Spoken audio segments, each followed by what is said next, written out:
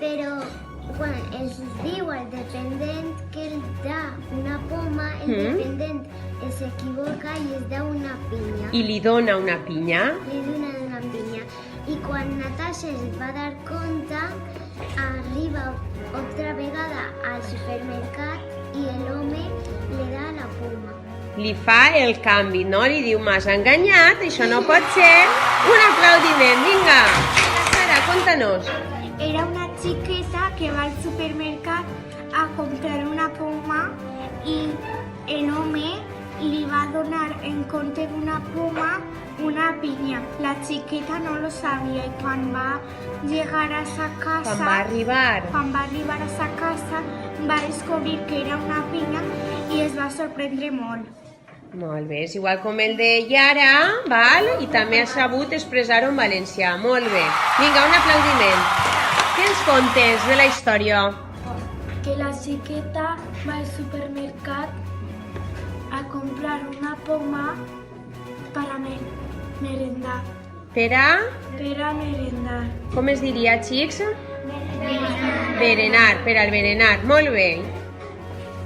El hombre le da la poma y cuando va a comer, A menjar-se-la. echársela, encuentra una piña. I què havia passat? Que la poma, Que el hombre se había equivocado. i en comptes de donar-li la poma, li dona una... Piña. Vale, molt bé. Un aplaudiment, molt bé. Ara ens vas a contar la història? Sí. Sí? Vinga, a veure. Era una vegada una xiteta anomenada Núria que va al supermercat i tenia una poma.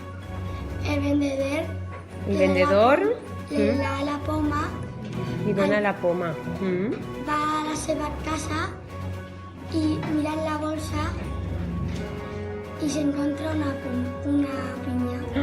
Ai, mare, este vendedor. Le diu la mare que vol al supermercat per a Que torna al supermercat. le diera la poma i va i no se la devuelve porque no se Per què? admiten canvis.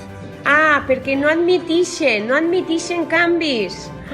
Entonces va a otra tienda, se la cambia por diners y va y compra otra. Ah, li canvien la poma i li donen diners a canvi i després en aquests diners compra una pinya. Una poma. Ah, una poma? Si ja tenia una poma, no? Tiene la pinya. Ah, molt bé, veus? Esteu atents, no?, el que està dient. Sí, El van enganyar, per què? perquè En comptes d'una poma li van donar, què? Una pinya. I al final li la canvien. Molt bé, un aplaudiment, molt bé.